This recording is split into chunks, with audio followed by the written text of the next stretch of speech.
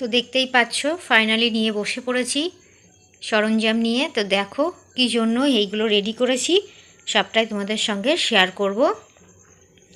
তো দেখতে থাকো। ফার্স্টেই আমি দেখাই আমার বেবির মানে হসপিটালের ব্যাগ রেডি করছি কি কি দিয়ে। সব থেকে প্রয়োজনীয় আগেই লাগবে তোমার জিনিস আগেই, তারপরে তো বাচ্চার জিনিস আগে, তারপরে তোমার জিনিস। প্রথমেই লাগবে এই যে এইরকম একটা সাদা কাপড়। আমি একটা ধুতি কাপড় নিয়ে নিয়েছি, নরম পরিষ্কার। আমি সব সাবান সার্ফ জল দিয়ে ধুয়ে তারপরে ডেটল দিয়ে আবার এটাকে রেডি করে রেখেছি। তারপরে নিয়েছি এই যে হালকা পাতলা কাপড়, পুরো সুতির দুটো কাপড় নিয়েছি, আর একটা ধুতি কাপড় নিয়েছি এই যে বাচ্চার, আর একটা বিছানার চাদর নিয়েছি, আমার জন্য প্যান্টি গামছা, আর আমার জন্য নিয়েছি একটা হাউস কোট, দুটো নাইটি, পুরনো নাইটি। এগুলো আমার তো আগে অনেক বড় বেবি, তো তারপরে তো আর আমি বোতাম দেওয়া নাইটি পরা আর হয় না, তার জন্য এগুলো সব গোল গলা নাইটি, বোতাম সামনে কেটে বোতাম লাগিয়ে নিয়েছি। তোমরা যারা মা হতে চলেছো, মা হবে সামনে, তারাও এরকম করে নিতে পারো, কারণ বলে আতুরের জিনিস ফেলে দিতে হবে, সেটাই নাকি নিয়মে আছে। তো সব জিনিস ফেলা সম্ভব হয় না, বললে তো হবে না, মুখে বলাই যায় কিন্তু করার ক্ষেত্রে সেটা হয় না। সবার ক্ষেত্রে অন্যকে বলা যায় কিন্তু নিজেদের ক্ষেত্রে সেটা হয় না।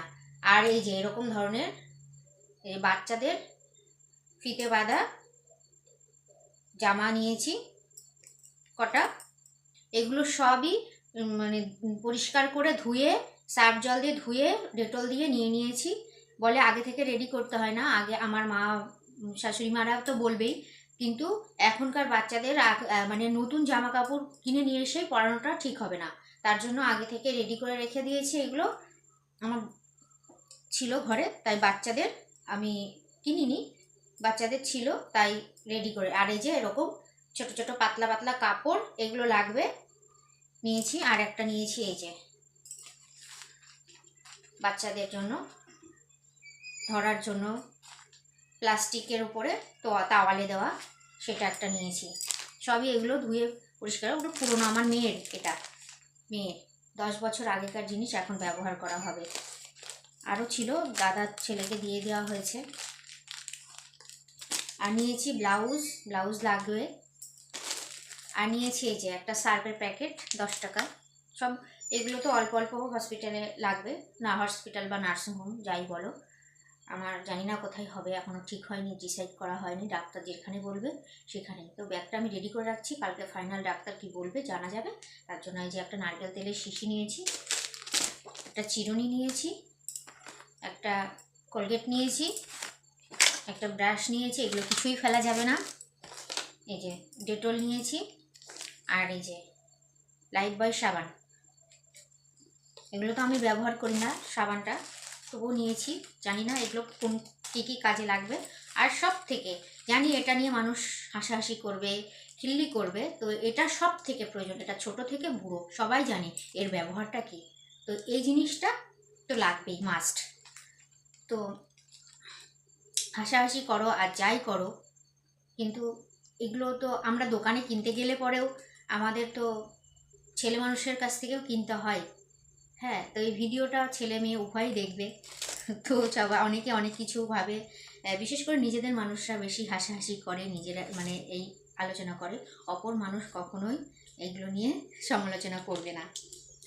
তো আমার বিশেষ এই প্রেগনেন্সিতে কেউ সহযোগিতা করতে আসবে না, পাশে এসে দাঁড়াবে না, অথচ উপহাস করার জন্য সবাই আছে।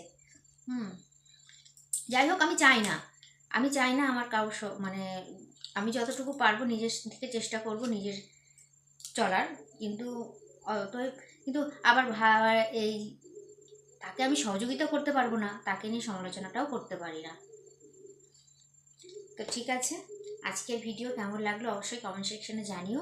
আর যাদের উপকার হচ্ছে এই ভিডিওটা দেখে, অনেকেই কমেন্ট করছো তো কি যাদের নিউ বেবি হবে তো ব্যাগপত্র গোছানোর জন্য তাদেরও জানা হয়ে গেল। অনেকে জানে না, আবার যারা জানে, আমিও জানতাম না, এই ইউটিউব দেখে ফেসবুক দেখে জেনেছি। তো ঠিক আছে, আজকের ভিডিও আমি এখানেই শেষ করছি।